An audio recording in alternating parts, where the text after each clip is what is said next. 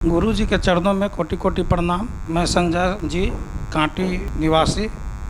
गुरु जी से एक प्रश्न है, पति पत्नी का रिश्ता मधुर हमेशा कैसे बना रहे, इस पर मार्गदर्शन दीजिए। जीवन का यह जो संबंध है पति पत्नी का, ये वास्तव में मधुर होना ही चाहिए। जिस पति पत्नी के जीवन में माधुर्य नहीं है, मधुर संबंध नहीं है, उसका जो गृहस्थी का जो गाड़ी है, धर्म का जो रथ है, वो ठीक से नहीं चल पाएगा। ठीक है, इसीलिए अति अनिवार्य है कि मनुष्य जीवन में पति पत्नी का जो संबंध है, जो रिश्ता है, इसमें माधुर्यता चाहिए तो चाहिए। और इसके लिए दो चीज चाहिए, एक ज्ञान, दूसरा चरित्र। क्या चाहिए? एक ज्ञान और एक चरित्र। हाँ, कि चरित्रवान होना दोनों को अति अनिवार्य है, पति और पत्नी को। और दूसरा ज्ञान। ज्ञान हमें ये बतलाता है कि जो हमारे पूर्व में जो हमारे ऋषि मुनि, देवतागण, या जो भी हमारे जिनके हम वंशज हैं, जो हमारे पूर्वज हैं, जो अच्छा से जी आए हैं, अच्छा से अपना जीवन सर्वाइव कर आए हैं, उन सबों को जानते हुए करना चाहिए। सबसे पहले तो हमारे ग्रंथों में हमारे पूर्वजों ने जो बताया है, वो ये बताया है कि जहाँ पे पत्नी का, माता हो, पत्नी हो, बहन हो, कोई भी हो, स्त्री आदि हो, कहने का भाव मेरा ये है, तो जहाँ स्त्रियों का सम्मान नहीं है, उसमें भी खास करके जहाँ पत्नी का सम्मान नहीं है, वहाँ यश, कीर्ति, धन, संपदा सब धीरे धीरे मिटने लगता है। इसलिए परम अनिवार्य है कि स्त्रियों का सम्मान करें। ठीक। दूसरा, जो स्त्री पति का सम्मान करना नहीं जानती है, तो उस घर में जो सुख और शांति, ऐश्वर्य है, वो सब धीरे धीरे समाप्त होने लगता है। और ऐसा कौन है जो चाहेगा कि जीवन में सुख, शांति और समृद्धि न हो, हम धनवान न हो, ज्ञानवान न हो, हमारे बच्चे संस्कारी न हो, हमें समाज में लोग अच्छा न कहे? ऐसा कौन होगा? सब चाहेगा कि ऐसा ही हो। तो इसके लिए दो चीज अनिवार्य है, एक तो चरित्रवान होना, दूसरा ज्ञान होना। तो इस चीज का ज्ञान होना कि हम पति का सम्मान कैसे करें, पतिव्रत रहते हुए दुख सुख दोनों जीवन में आएंगे, दोनों अवस्थाओं में पतिव्रता बने रहे, अपने चरित्रों को, अपने विचारों को, अपने सोच को पॉजिटिव बनाए रखें, यह परम अनिवार्य है। ठीक। दूसरा, ज्ञान। कहाँ से ज्ञान मिलेगा? तो हमें सत्संग में बैठना होगा। हमारे बड़े बड़े, इसलिए कि हम लोग जिनके वंशज हैं ना, वो ऋषियों के वंशज हैं। किनके वंशज हैं? कोई न कोई गोत्र से हम आते हैं, तो सब कोई न कोई ऋषि थे, महान ज्ञानी थे। और महान ज्ञानियों की जो पत्नियां थी, क्या थी? अपने पति के प्रति समर्पित थी। क्या थी? समर्पित। ठीक। और यहां हम जैसे ही अपने पत्नी के प्रति समर्पित होते हैं और पत्नी अपने पति के प्रति समर्पित होते हैं, तो क्या होता है? दोनों एक दूसरे से स्वार्थ त्याग देता है। क्या करता है? हाँ। और स्वार्थ जब तक है तब तक अनबन रहेगा। जब तक स्वार्थ है, प्रीति सच्ची उसी का नाम है जो स्वार्थ रहित प्रीति हो।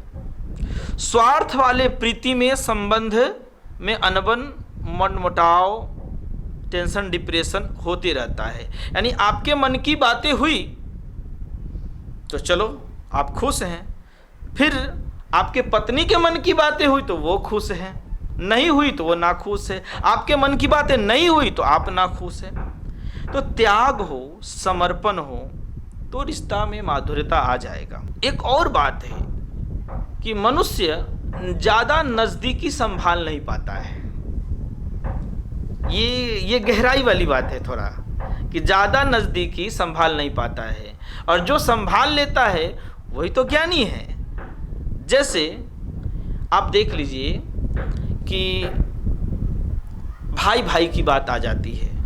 बचपन में छोटे भाई है लोग, बड़े भाई मान लें 10-12 बरस के हैं या बहन ही हो, तो ज़्यादा से ज़्यादा इन रिश्तों में देखेंगे उस अवस्था में, उस उम्र में कि एक साथ खेलते हैं ना तो क्या करते हैं, लड़ लेते हैं, झगड़ लेते हैं, ठीक है।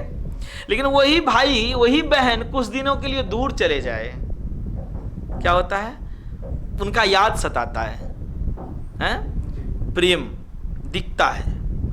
उसी तरह से पति पत्नियों में क्या है कि वो नज़दीक रहते हैं, ठीक है, और नज़दीकी के कारण उनमें प्रेम को संभाल नहीं पाते हैं। जो संभाल लिया वो ज्ञानी है, समझदार है।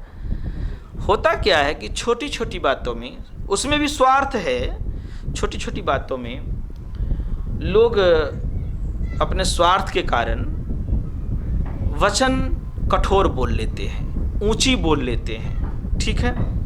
और बाबा तुलसी कहते हैं बड़ा सुंदर शब्दों में, तुलसी इस संसार में मीठे वचन से बड़ा कोई अनमोल और वशीकरण मंत्र नहीं है। कहते हैं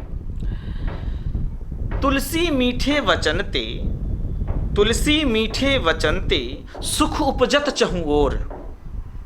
जिस व्यक्ति में ज्ञान आ जाएगा वो मधुर बोलेगा। क्या बोलेगा, मधुर बोलेगा, ठीक है। तो दो तरह की मधुरता है। एक मधुरता लोग स्वार्थ में बोलते हैं कि स्वार्थ पूरा हो गया, जब तक स्वार्थ पूरा नहीं हुआ है तब तक मधुर मधुर बोलेंगे, और जैसे ही स्वार्थ पूरा हुआ कि अब करवा वचन चालू होगा, या स्वार्थ नहीं पूरा हुआ तब करवा वचन चालू होगा, ठीक है। लेकिन जो ज्ञानी है वो हर अवस्था में मधुर वाणी बोलेंगे। तो कहते हैं तुलसी मीठे वचन ते सुख उपजत चहुं ओर। चारों ओर सुख की उत्पत्ति होगी जब वाणी में माधुरता होगी, ठीक है। सुख उपजत चहुं ओर। वशीकरण एक मंत्र है। लोग आजकल टोना टोटका भी करवाते हैं कि हमारी पत्नी हमारे वश में रहे या हमारे पति देव हमारे वश में रहे। ये सब झूठ है, ये अंधविश्वास है, ये ढोंग है। वास्तव में तुलसी बाबा कहते हैं वशीकरण एक मंत्र है, मात्र एक मंत्र है। वशीकरण एक मंत्र है, क्या, तो मधुरवाणी। इसलिए कहते हैं तजदे वचन कठोर, कि कठोर वचन का परित्याग करें। आप ये संकल्प ले, पत्नी हो या पति हो, संकल्प ले कि हमें तो सब दिन साथ रहना है, तो हम ये संकल्प लें कि किसी भी हालत में हमें परुष वचन का यहाँ तात्पर्य है कठोर वचन। तजदे वचन कठोर, कठोर वचन नहीं बोलना है, परुष वचन नहीं बोलना है। ये जैसे ही हम में आएगा ना, इसलिए क्रोध और कठोर वचन से हमारा ज्ञान लोप होने लगता है, समाप्त होने लगता है, ठीक। तो इसलिए वहां हम सबसे पहला सूत्र याद रखें, घर में नियम बनाएं कि किसी भी हालत में हमें ऊंचे शब्द में या कठोर वचन का प्रयोग नहीं करना है। ये पति पत्नी दोनों संकल्प करें। प्रेम दोनों में है, प्रेम ऐसा नहीं है कि नहीं है, प्रेम है दोनों में, पर उस कठोर वचन के कारण बात बात में अच्छा संबंध नहीं रह पाता है, ठीक। तो सबसे पहला ये करें। अच्छा, लिखते हैं बड़ा अच्छा इस पर कि प्रीति प्रणय विनु मदते गुनी। क्या कहते हैं कि प्रीति जो है ना, प्रेम चाहे कोई भी संबंध हो, प्रीति परिणय के बिना नहीं रह सकता। अगर प्रीति है, अंदर प्रेम है, कुछ अगर हो जाए अगर पत्नी को, तो आप शांति से बैठ पाइएगा? नहीं, व्यग्र हो जाइएगा उसको कैसे ठीक किया जाए। अगर पति को कुछ हो जाए तो पत्नी कभी शांति से बैठेगी? नहीं, सोचिए कैसे हमारे पति ठीक हो जाए। और बहुत एक गहरा भाव है, संबंध है, प्रेम है, रिश्ता है, जो पता लगता है पर परिणय नहीं है, यानी वाणी में मधुरता नहीं है। प्रीति तो है कि कोई अगर आपको गाली दे दे आपके पत्नी के सामने में, वो बर्दाश्त करेगी? नहीं। लेकिन खुद की वाणी में परिणय नहीं है। परिणय माने मधुरता नहीं है। क्या नहीं है? तो कहते हैं प्रीति प्रणय विनु, यानी प्रीति जो है बिना परिणय के नहीं ठीक से निभ पाएगा। इसलिए जरूरी है अपने वाणी में माधुर्यता लाना। तो प्रथम संकल्प ये कर ले, बाद बाकी सत्संग करें, धीरे धीरे जीवन की समस्या सब समाप्त हो जाएगा। घर की समस्या भी समाप्त, जीवन का भी समस्या समाप्त, और आपसे आपके जो बच्चे सीखेंगे ये नियम नीति, भले ही वो धीरे धीरे सीखे तो वो भी एक उत्तम कुल खानदान के वंश के कहलाने लगेंगे। ठीक है, तो इसलिए क्या जरूरी है? सत्संग आदि ज्ञान अर्जन, चरित्रवान होना और वाणी में मधुरता का परित्याग कभी न करना।